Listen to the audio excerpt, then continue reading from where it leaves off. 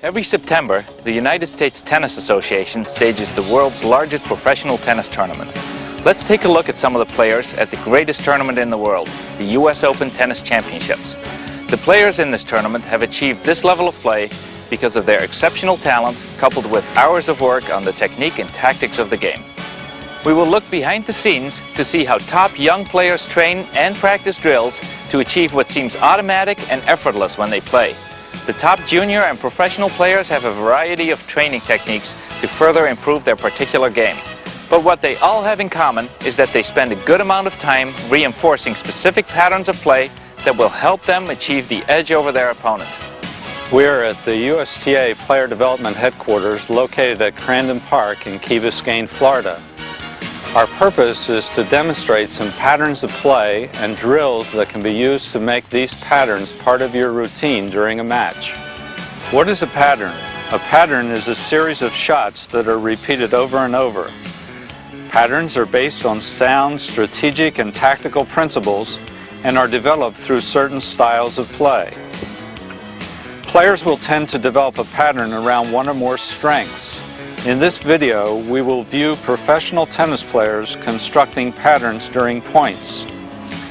In addition, we will see them recognize an opponent's pattern and react to it accordingly. Patterns of play can be practiced through drills created to reinforce instinctive reactions. After each clip of the pros, a player from the USTA Player Development Program will demonstrate a drill to practice that pattern of play. Now let's take a look at how the professional players use these patterns effectively. Tennis points are made from a sequence of shots. When repeating particular sequences, your game begins to take on the form of a combination of patterns. You will find it helpful to identify and practice particular shot sequences, emphasizing your strengths as a player and minimizing your weaknesses. As you achieve mastery of certain patterns over a period of time, you will gain confidence as a player and develop a successful game plan for each match. Your tennis game will begin to take on your personal style of play, and it will be based on sound principles of strategy and tactics. All points begin with either a serve or return a serve. Your serve should be a weapon that earns you points outright or at least forces a weak return. It's important to have a good offensive first serve as well as a reliable and consistent second serve. Accuracy of the serve, varying the placement, spin, and pace are all keys to a successful service game. One characteristic pattern of a strong service point is to serve wide to the outside of the box, pulling your opponent off the court. Then hit a forcing ground stroke into the open area on the opposite side of the court. A variation of this pattern is to serve wide and direct the first volley to the open court on the other side. You and your partner can rehearse this pattern by serving wide to a target and hitting the next shot sharply into the open court. You can begin building this pattern by using targets as aim points for your serve. You and your partner should also practice placing serves to the inside of the service box, at the tee, or at the receiver's body. These two types of serves will pull the receiver to the middle of the court and eliminate the possibility of extreme angle returns. You can then hit a forcing ground stroke behind your opponent to the area of the court she has just left. Another good tactic is to direct the forcing ground stroke to the opponent's weaker side. Equally important is your ability to return your opponent's serve to neutralize their weapon. Try to hit your returns deep and be alert for weak second serves that you can attack. Most service returns should be hit deep and clear the net by 3 to 4 feet. The placement of the return will depend on the speed and angle of the serve. Experienced players are able to change the direction of the ball and place the return based on their own strength or their opponent's weakness. Your priorities when returning are consistency, depth, placement, pace, and spin, in that order. Emphasize consistency and good net clearance. Practice deep cross-court returns with a partner serving the ball wide.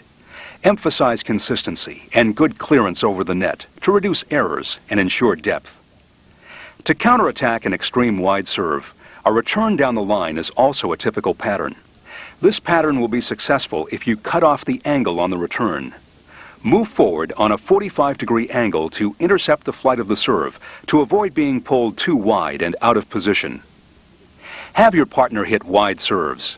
Move forward in a diagonal direction to intercept the ball and return it deep and down the line. Another effective variation on returns is to hit deep and down the middle of the court. This pattern often occurs when the serve is hit to the inside of the service court. To build a solid foundation on the return of serve, practice hitting returns to targets placed strategically on the court. Returning a weak second serve should be one of your favorite shots. This particular pattern should be carried out with an aggressive return. Hitting the ball down the line restricts your opponent's options and allows you to follow your shot to the net. You and your partner can practice punishing the server. Have a partner or a coach serve weak and shallow second serves. Move forward and hit an aggressive return. Another way to attack a weak serve is to move inside the baseline and, depending on the height of the ball, drive or chip the return down the line. Follow the flight path of the ball and close into the net in order to finish the point with a volley. When returning against a net rusher, hit low returns at the feet of your oncoming opponent. You can practice this by having your partner hit a second serve with spin and rush to the net. Return the ball low and at the feet. Remember to hit with plenty of spin to force the net rusher to volley the ball up. In the backcourt, you will have more time to read your opponent's shot, as well as prepare and direct your own shot. Since all points begin from the backcourt rally is the most common pattern in tennis. Because of the dimensions of the tennis court, percentages dictate that most shots are hit cross-court. Your task from the backcourt is to spar with your opponent by consistently returning the ball over the net and within the boundaries of the court. Hopefully your opponent will make an error before you do, or will hit such a weak shot that you can attack.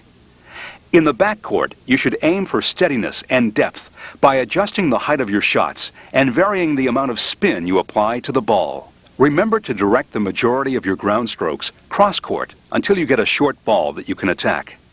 An excellent way to practice this is to have a cross-court rally competition. When you get a short ball, hit a forcing shot down the line.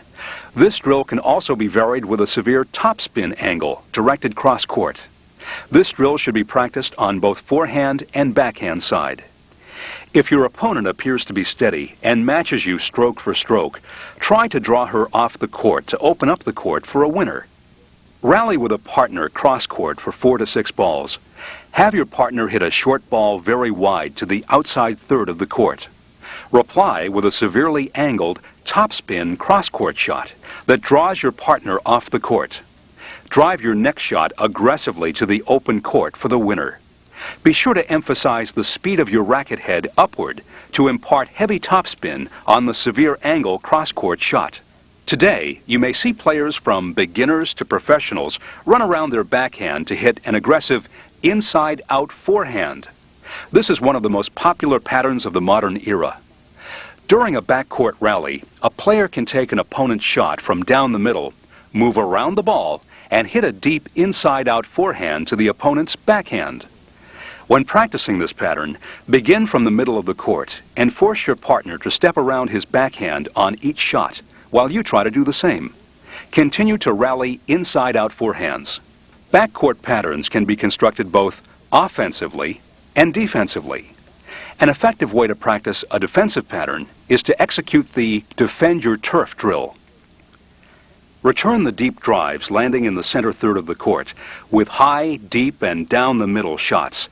This pattern keeps the ball in play as well as minimizes chances for error. You and your partner can practice this pattern by rallying down the middle and aiming 5 feet over the net, as well as within 6 feet from the baseline. An effective way to reinforce the height of the ball over the net is to string a rope several feet above the net. The depth of the shot can be reinforced by using targets in the back of the court. When choosing your shots, a slice backhand can be an effective weapon. It keeps the ball low and enables you to reach wide balls efficiently. Hit the backhand slice by rallying with a partner, aiming for targets placed at 3 different areas of the court. First, practice aiming the slice cross-court deep. then angled short to open the court for an aggressive slice down the line. Attempt an occasional drop shot, but disguise it well by using the identical preparation you used for the slice backhand. Balls landing in the midcourt are an invitation for you to take control of the point by hitting a forcing drive, a winner, or an approach shot. In this situation, use controlled aggression to dictate the point. From the midcourt, the laws of physics dictate that the flight of the ball from your racket must be straight in order to keep it within the court. Most of your shots should be directed down the line, and you should follow the path of the ball to the net. This will allow you to bisect the angle of possible returns by keeping you on the same side of the court as the ball.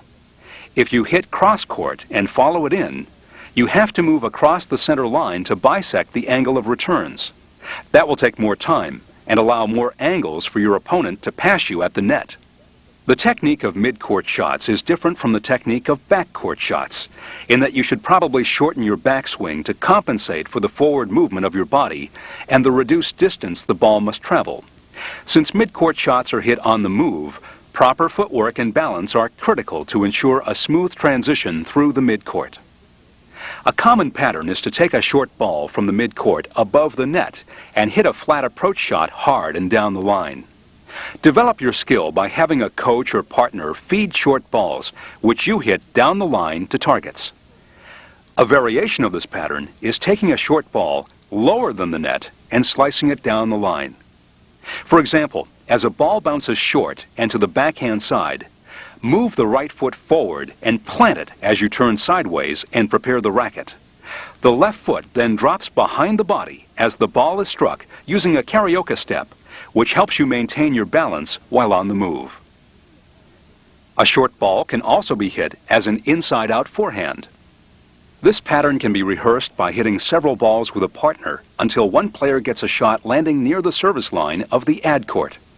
The player then moves quickly around the ball and hits an inside-out forehand drive and follows it to the net. Another pattern is sneaking into the midcourt when an opponent hits a high looping shot, typically as a means to recover, and attacking the ball with a drive volley down the line. This offensive shot can be practiced by feeding an aggressive deep shot to your partner, putting her on the defense and off the court. At this time, take the ball in the air with a volley down the line. Getting to the net can be the most exciting part of a tennis point. You can take control offensively to win the point. Closing into the net makes it difficult for your opponent to pass you, and it opens up more angles for winning volleys. How many times, however, do you set up a point perfectly and then fail to finish it off at the net? It is essential that you practice patterns of play at the net. This will help you gain confidence for match play, as opposed to merely reacting to a hit ball. Net play patterns work best when you have good control and placement of your volleys. As your opponent strikes the ball, split step to establish your balance and then close in quickly to volley. Or retreat to hit an overhead smash. Closing in makes it difficult for your opponent to pass you, and it opens up more angles for winning volleys.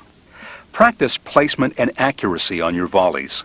To develop technique and accuracy, hit 8 fed forehand volleys in a row, deep cross court and down the line. Follow with short-angled volleys cross court and finally down the line.